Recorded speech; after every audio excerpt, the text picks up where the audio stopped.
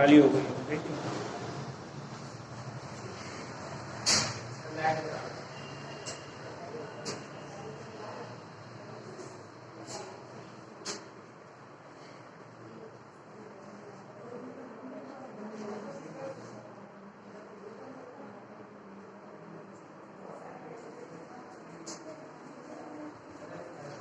तैयार है?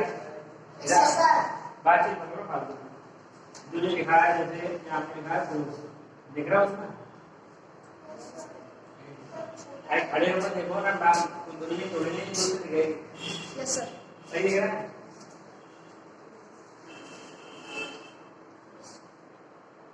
सही दिख रहा है? सर छोटा है वो तो छोटा दिखेगा।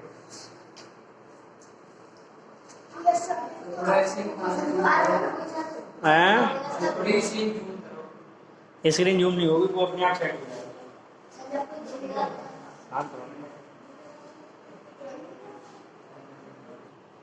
बेटा आज हम पढ़ेंगे chapter 2 force and the law of motion. ठीक है, चैप्टर कौन सा है ये? Chapter 2 force and law of motion. ठीक है, तो सबसे पहले हम आपको इसमें बताएंगे कि फोर्स क्या होता है। बात क्लियर है? सबसे पहले क्या पढ़ेंगे हम इसमें? फोर्स क्या होता है। देखिए, जब जैसे ये मार्कर है, ठीक है, इसका हमें कैप निकालना है। क्या निकालना है? कैप। तो हम इस पे क्या लगा रहे हैं? फोर्स। तब ये कैप निकला। और जब हम इसको लगाना है तब भी हम इस पे क्या लगा रहे हैं? फोर्स। मतलब एक साइड से इधर पकड़े हुए हैं, एक साइड से इधर से फोर्स लगा रहे हैं। ठीक है, बात समझ में आ रही है? तो मतलब फोर्स को डिफाइन करने के लिए दो वर्ड इंपॉर्टेंट वर्ड है। कौन से दो वर्ड इंपॉर्टेंट है? एक पुश एंड दूसरा पुल। तो पुश माने क्या होता है? धक्का देना। और पुल माने क्या होता है? खींचना। जब आप किसी ऑब्जेक्ट को धक्का देते हो या खींचते हो तो इनडायरेक्ट वे में उस पर फोर्स लगता है। क्या लगता है? फोर्स। बात समझ में आ रही है? क्या लगता है बेटा? फोर्स। इसी को हम कहते हैं फोर्स। मतलब फोर्स क्या है कि force is defined as push and pull. ठीक है, क्या चीज है force? Force is defined as push and pull. बात समझ में आ रही है? फोर्स क्या चीज है? Force is defined as push and pull. अब यहाँ पर इतना आपको समझ में आ गया? बोलिए, समझ में आ गया?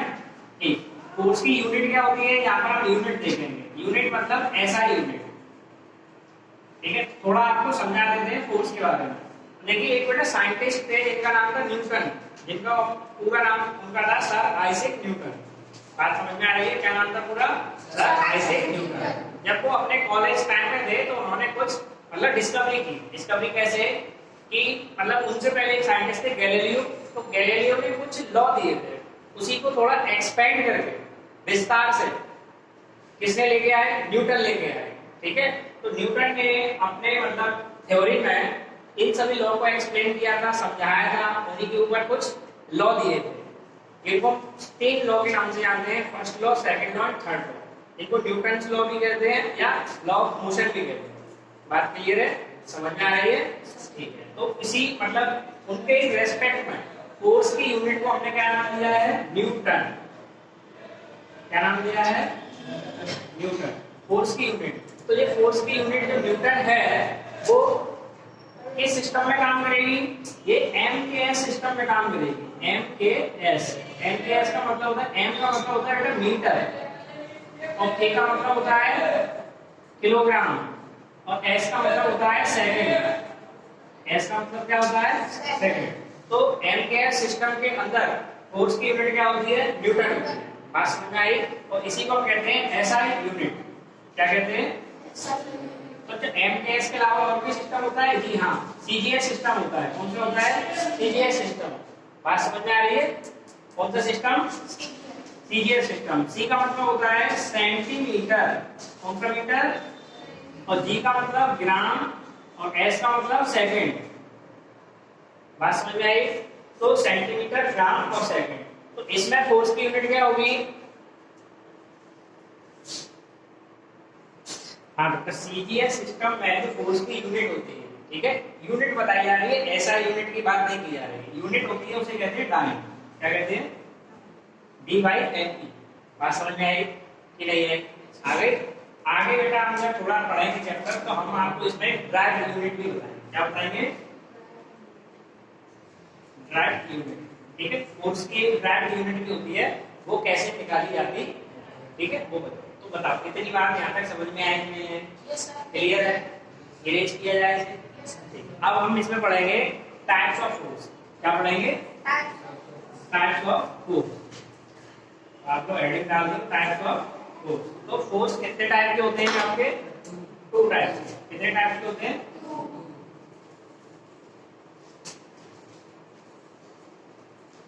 ठीक, 2 टाइप के होते हैं। नंबर 1 होता है बैलेंस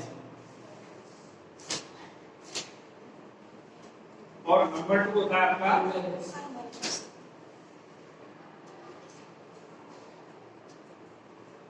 बैलेंस और अनबैलेंस। देखिए बैलेंस का मतलब क्या होता है, अनबैलेंस का मतलब क्या होता है।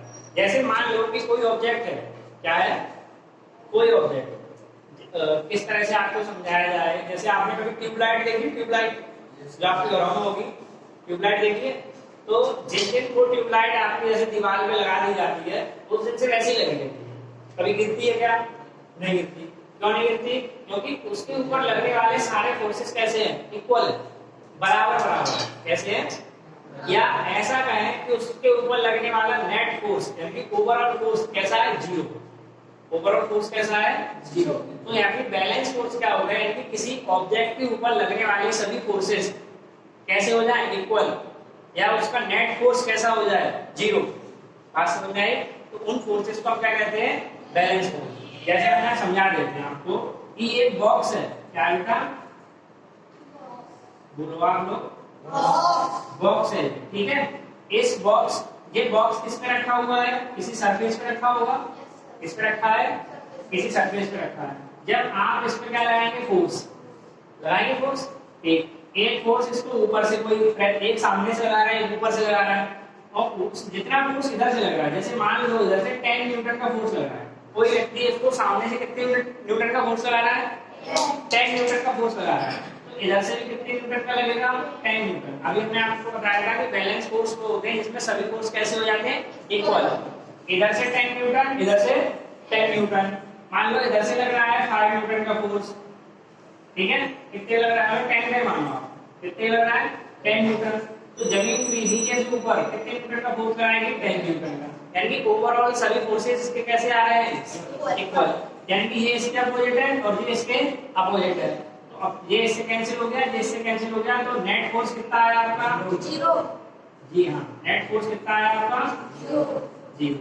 तो बैलेंस फोर्स क्या होते हैं? तो बैलेंस फोर्स में आप लिखेंगे कि balance force is defined as a force if the overall force on an object is 0. Overall force on an object is 0. अब अनइक्वल फोर्स क्या होते हैं? यही समझते हैं। जैसे कि बैलेंस है, ये कौन सा है? बैलेंस। अनइक्वल क्या हुआ कि इधर 10 न्यूटन लग रहा है, तो इधर आपने कितना लगा दिया? 5 न्यूटन।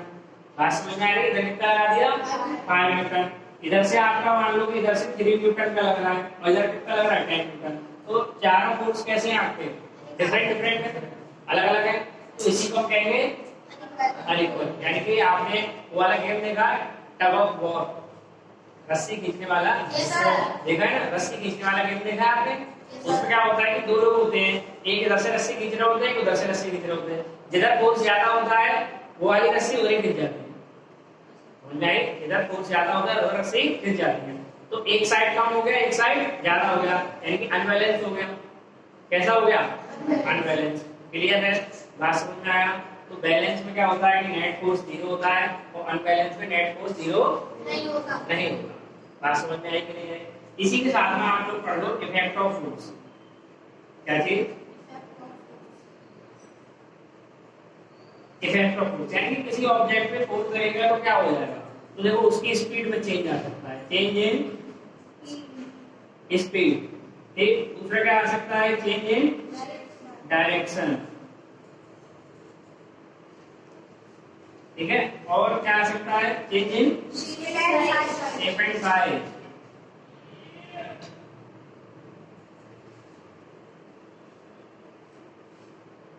और क्या हो सकता है, मोशन चेंज हो सकता है, रेस्ट में है तो मोशन में आ सकता है, मतलब कुल मिला के बहुत सारी चीजें हो सकती है। सिंपल सी बात है, कुछ जो मतलब नॉर्मल बातें थी वो हमने आपको बताई। अगर कोई रेस्ट में है तो मोशन में आ सकती है, कोई चीज रेस्ट में उसको धक्का दे दो तो मोशन में आ गई, ठीक है। कोई चीज रुकी होगी, धक्का दे दो चलने लगी, ठीक, डायरेक्शन बदल गया। जैसे क्रिकेट मैच, बॉलर जो बॉल फेंकता है बस बैट्समैन उसको क्या देता है, थोड़ा डायरेक्शन, बॉल का डायरेक्शन चेंज हो जाता है, ठीक। शेप एंड साइज, अगर कोई कांच का ऑब्जेक्ट है, कांच मतलब ग्लास का ऑब्जेक्ट है, उसको आप बहुत तेजी से फोर्स कराएंगे उसके ऊपर तो वो एकदम चकना शुरू हो जाएगा, खत्म हो जाएगा, ठीक है। तो उसका शेप एंड साइज क्या होगा, बदल गया। क्लियर है, बात समझ में आ रही है। शेप एंड साइज आपका चेंज हो जाएगा। तो आपने देखा कि फोर्स क्या होता है, दूसरा आपने देखा कि फोर्स के टाइप कितने होते हैं, ठीक है, और तीसरा आपने देखा कि इफेक्ट ऑफ फोर्स क्या होता है। बात क्लियर है, समझ में आ गई। अब बेटा हम इसमें देखेंगे जो हमने आपको बात बताई थी कि एक साइंटिस्ट थे जिनका नाम क्या था, हाँ एक साइंटिस्ट थे जिनका नाम क्या था, न्यूटन। क्या नाम था, न्यूटन, ठीक है। तो उन्होंने फोर्स के कुछ लॉ दिए थे, क्या दिए थे, लॉ, ठीक है। इसको हम कहते हैं फर्स्ट लॉ ऑफ मोशन, ठीक है। अभी हम मतलब उनके 3 लॉ थे, अभी जो हम पढ़ रहे हैं कौन सा होगा, फर्स्ट लॉ ऑफ मोशन या न्यूटन्स फर्स्ट लॉ, ऐसे भी कह सकते हैं, न्यूटन्स फर्स्ट लॉ। तो फर्स्ट लॉ क्या चीज है, इस चीज को समझते हैं पहले, फिर लिखेंगे इसमें कि फर्स्ट लॉ में ये है कि अगर कोई, मतलब उन्होंने ये बताया था कि अगर कोई ऑब्जेक्ट रेस्ट पे है, इसमें रेस्ट में, तो वो किस पोजीशन में रहेगा, रेस्ट में रहेगा। बात समझ में आ रही है। अगर कोई ऑब्जेक्ट मोशन में है तो किस में रहेगा, मोशन में रहेगा। उन्होंने बताया था कि ऐसा कब तक रहेगा, मतलब ऑलवेज रहेगा कि उसकी पोजीशन में चेंज आएगा। तो बेटा आप ये देखिए, जैसे आप लोग सभी साइकिल चलाते हैं, ठीक है, तो आपकी साइकिल को स्टैंड में लगा के उसका जो पेडल है उसको जब घुमाएंगे तो पीछे वाला पहिया घूमेगा, घूमेगा कि नहीं घूमेगा, बात समझ में आ रही है, पीछे वाला पहिया घूमेगा। अब जब पीछे वाला पहिया जब घूमेगा आपका और पेडल जब आपने घुमाया तो पीछे वाला पहिया घूम रहा है, तो घूमता मतलब वो हमेशा घूमता रहेगा कि कुछ समय बाद रुक जाएगा, रुक जाएगा, ठीक है, कुछ समय बाद वो रुक जाएगा। क्यों रुक गया वो, क्योंकि उस पे क्या लग रहा है, एक फोर्स लग रहा है। कौन सा फोर्स लग रहा है, एयर रेजिस्टेंस, यानी कि एयर उसके चलने का अपोज कर रही है, ठीक है।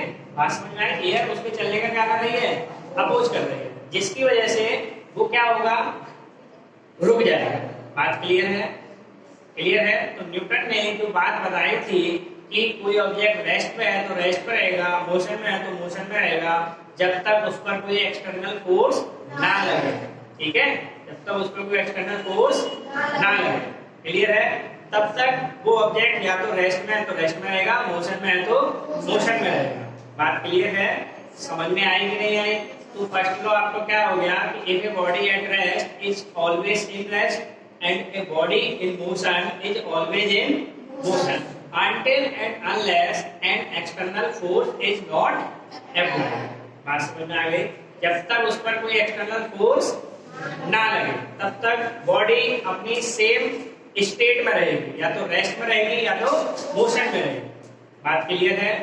इसी चीज को बेटा थोड़े और अच्छे से समझते हैं कि जैसे एग्जांपल देके समझते हैं। जैसे आप बाइक पे बैठते हो, किस पे बैठते हो, बाइक पे बैठे हो कभी, और बाइक क्या हो जाए, एकदम से स्टार्ट हो जाए, मतलब आप बैठे हैं नॉर्मल किसी से बात कर रहे हैं और आपके साथ वाला जो दोस्त आपके साथ बैठा है वो एकदम बाइक स्टार्ट हो जाए, तो आपका मतलब जो बॉडी का रिएक्शन होगा वो क्या होगा, आप बैकवर्ड बेंड हो जाएंगे, पीछे की तरफ मुड़ जाएंगे, मुड़ जाएंगे कि नहीं मुड़ जाएंगे अचानक से। क्यों, क्योंकि बेटा आपकी जो पोजीशन थी वो रेस्ट में थी। किस पोजीशन में थी, रेस्ट में, और जिस ऑब्जेक्ट पे आप बैठे थे वो मोशन में आ गया। कैसा आ गया, मोशन में। तो ऑब्जेक्ट का कहना ये है कि हम मोशन में हैं तो तुम भी मोशन में आओ, और तुम किस में थे, रेस्ट में। तो आपको अपनी टेंडेंसी को चेंज करना पड़ेगा। इसको चेंज करना पड़ेगा, टेंडेंसी।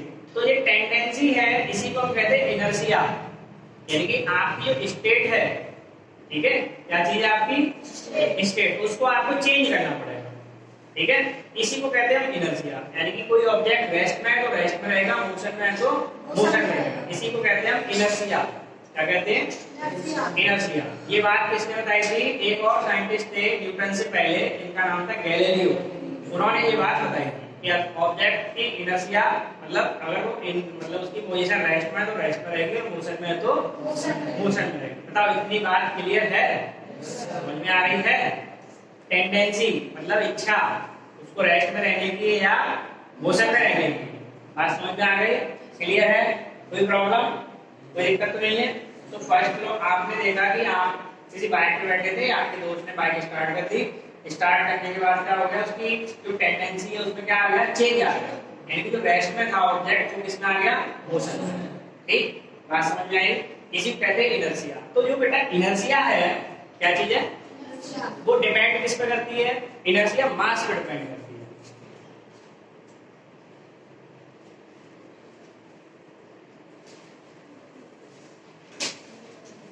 किस पे डिपेंड करती है? मास पे। ये समझ लीजिए जिसका मास ज्यादा होगा उसकी इनर्शिया ज्यादा होगी। ठीक है, सिंपल सी बात है। एक हम दो एग्जांपल इसमें देते हैं, एक चींटी और एक हाथी का। ठीक है, तो हाथी का वेट ज्यादा है और चींटी का वेट कम है, तो चींटी का इनर्शिया कम होगा और जो एलिफेंट है उसका इनर्शिया ज्यादा होगा। ठीक है, तो आपको कंफ्यूजन करने के लिए शेप एंड साइज देते हैं। ठीक है, इनर्शिया शेप एंड साइज पर डिपेंड नहीं करती है, इनर्शिया मास पर डिपेंड करती है। किस पर डिपेंड करती है? मास पे। इस चीज को आप बहुत अच्छी तरह से अपने मतलब ध्यान में रखिए। बात क्लियर है? समझ में आया? कोई प्रॉब्लम इसमें नहीं है? तो आपने ये देखा कि फर्स्ट लॉ क्या होता है कि एक ऑब्जेक्ट रेस्ट में है तो रेस्ट में रहेगा, अगर मोशन में है तो मोशन में रहेगा। कब तक रहेगा बेटा? जब तक उस पर कोई एक्सटर्नल फोर्स ना लगे। बात क्लियर है? यहाँ से एक बात और समझ में आती है, एयर भी आपके ऊपर एक प्रेशर एंड की फोर्स डालती है। ठीक है, तभी तो साइकिल का जो पहिया जो घूम रहा था वो रुक गया। ठीक है, एयर भी आपके ऊपर क्या लगाती है? फोर्स लगाती है। क्लियर है? समझ में आ रही बात? तो न्यूटन का फर्स्ट लॉ था, if A object at rest is always in rest, if A object in motion is always in motion, until and unless an external force is not applied. जब तक उस पर कोई एक्सटर्नल फोर्स नहीं लगाया जाएगा तब तक वो ऑब्जेक्ट अपनी स्टेट में चेंज नहीं करेगा, और इसकी स्टेट में जो चेंज होती है उसी को कहते हैं इनर्शिया। ठीक है, क्या कहते हैं? इनर्शिया, यानी कि जो ऑब्जेक्ट अपनी टेंडेंसी में चेंज नहीं करना चाहता, ठीक है, उसी को क्या कहते हैं? इनर्शिया कहते हैं। और इनर्शिया किस पर डिपेंड करती है? मास। अगर मास ज्यादा होगा तो इनर्शिया ज्यादा होगी। तो फर्स्ट लॉ के एग्जांपल क्या है कि जैसे तुम बाइक पर बैठे थे, बता दिया, अब तुम किसी बस में बैठते हो, कार में बैठते हो, अचानक से ब्रेक लगाए जाते हैं तो तुम फॉरवर्ड फॉल हो जाते हो, आगे की तरफ गिर जाते हो। गिर जाते हो, गिर जाते हो। तो वो क्यों गिर जा रहे हो? क्योंकि आप मोशन में थे, ऑब्जेक्ट रेस्ट में आ गया तो आपकी इनर्शिया में चेंज हुआ। ठीक है, इंस्टेंट चेंज हुआ तो आप आगे की तरफ झुक गए। ठीक है, कारपेट वाला एग्जांपल है कि डस्ट पार्टिकल होते हैं कारपेट में होते हैं, जब उसको आप डंडी से साफ करते हो तो वो पार्टिकल की टेंडेंसी रेस्ट में रहने की है, वो वहां से निकल के फिर से जमीन पे गिर जाते हैं और फिर से कैसे रह जाते हैं? रेस्ट में आ जाते हैं। तो उनकी इनर्शिया में क्या हो रहा है? चेंज हो रहा है, यानी कि जो कुछ हो रहा है वो सब किसकी वजह से हो रहा है? इनर्शिया में चेंज होने की वजह से हो रहा है। इसीलिए न्यूटन फर्स्ट लॉ को लॉ ऑफ इनर्शिया भी कहते हैं। ठीक है, क्या कहते हैं? Law of inertia. इतनी बात समझ में आई? ठीक है, आज हम आपको इतना ही पढ़ाएंगे।